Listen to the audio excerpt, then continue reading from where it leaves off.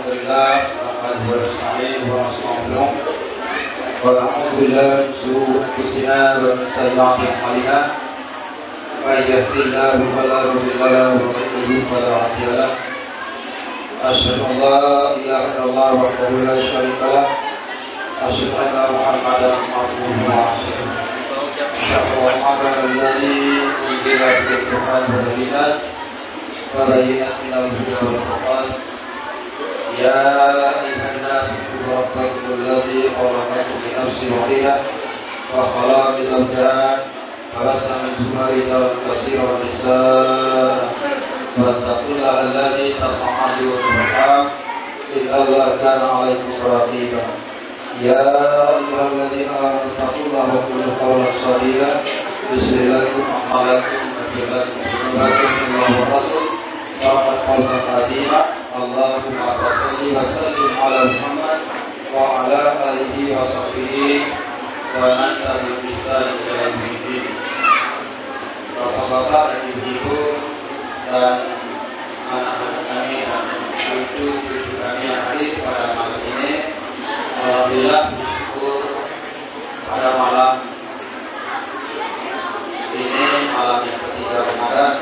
Terima kasih dipertemukan oleh Allah SWT dalam rangka keutamaan yang kita lakukan, melaksanakan salat Ramadan dan melaksanakan salat malam itu salat tarawih. Kami ucapkan terima kasih kepada Imam Khatib BKM Raja Pemil Masjid yang masih mempercayai kami untuk menjadi pemateri untuk menjadi imam dalam Ramadan ini. Tentunya dalam rangka kerjasama kita bersama. Kami sengaja kami tidak di luar karena ini harus daripada praktek kita di dalam menyampaikan diri. Maka tentunya kita beribadah ini hanya bukan sekedar banyaknya ibadah, namun perlu memahami kualitas ibadah itu, karena walaupun banyak tetapi kalau kualitasnya tidak baik itu pun akan menimbulkan hal yang sangat sia-sia. Apa kata Nabi? Sallu kama ta'lamuni usolli, maka sholatlah kamu sebagaimana kamu melihat aku sholat. Jadi rujukan kita sholat itu adalah bagaimana cara Nabi sholat. Ini adalah diikuti oleh para sahabat, lalu dibukukan di dalam hadis dan sampai kepada kita pada hari ini tidak ada beberapa sisi. Yang pertama, Bapak Ibu yang dimuliakan Allah Taala, sebelum kita sholat tentunya kita diperintahkan yaitu yang namanya beristighfar. Mungkin kajian ini sering disampaikan di majelis tabligh musibah, namun saya yakin di situ cuma beberapa lintir yang hadir. Karena beristighfar itu adalah syarat diterimanya wudu. Wudu syarat sah diterimanya sholat. Sholat itu syarat sahnya adalah Al-Fatihah yang berangkai. Faksaru al-qawmi minal qawmi, kata Nabi, kebanyakan sisa kubur orang yang kecil tidak pernah dibasuh. Nabi bersama para sahabat mengendarai kuda yang sangat kencang di gunung Madinah. Lalu tiba-tiba kuda Nabi ini seperti motor kereta prom menuju ke tanah. Nabi menuju. Lalu para sahabat bertanya, ada apa ya Rasulullah? Maka Rasulullah katakan, di depan kita ini ada kuburan. Orangnya lagi disiksa. Persoalannya bukan perkara besar, tapi perkara kecil menjadi besar. Dia kecil tidak pernah dibasuh. Jadi beristighfar ini Pak, ada 3 syarat. Yang pertama menghilangkan warna, yang kedua menghilangkan rasa, yang ketiga menghilangkan bau.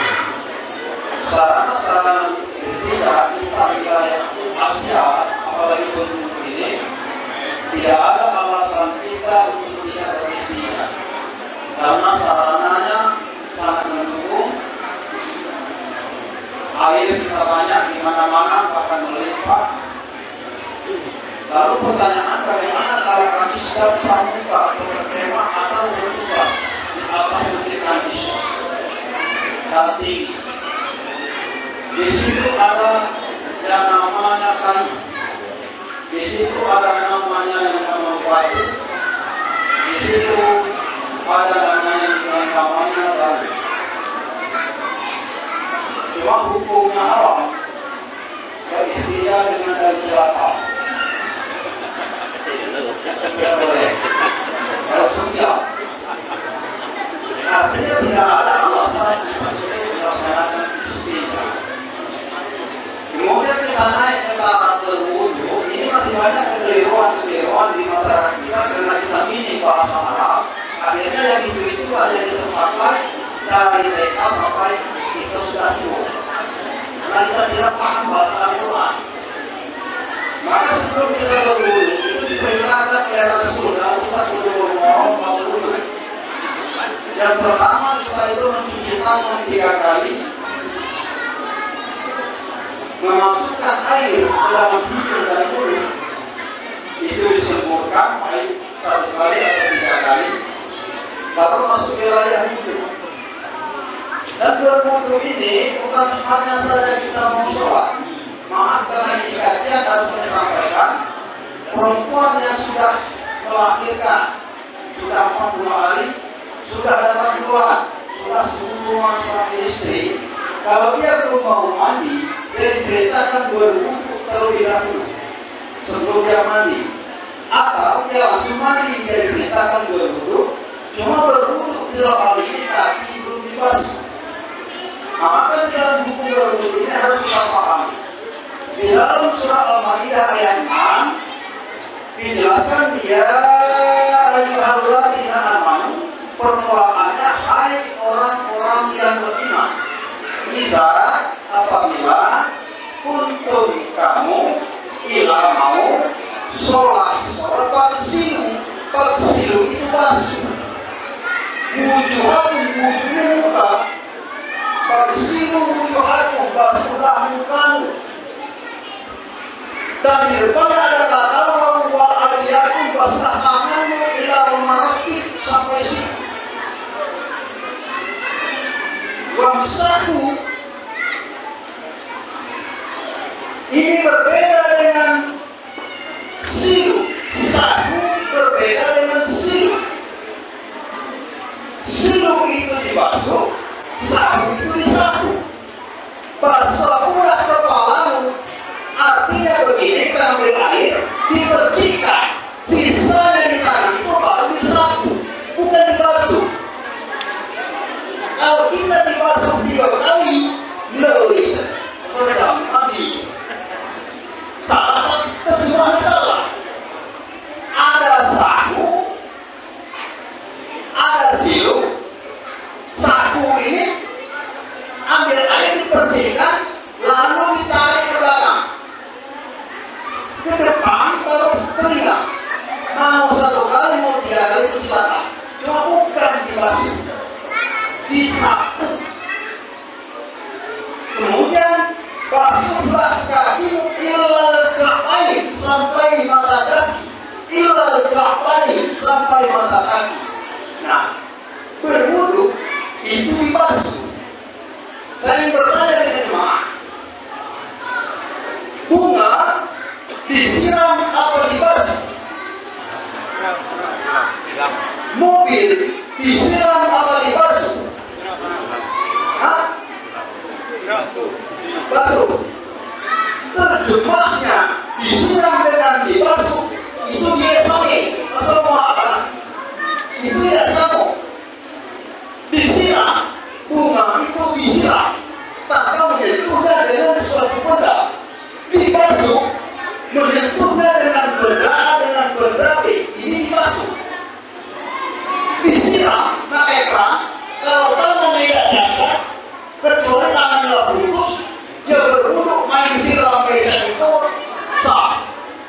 Tapi kalau tangannya belum putus masih sehat, tidak sah wudunya karena disiram.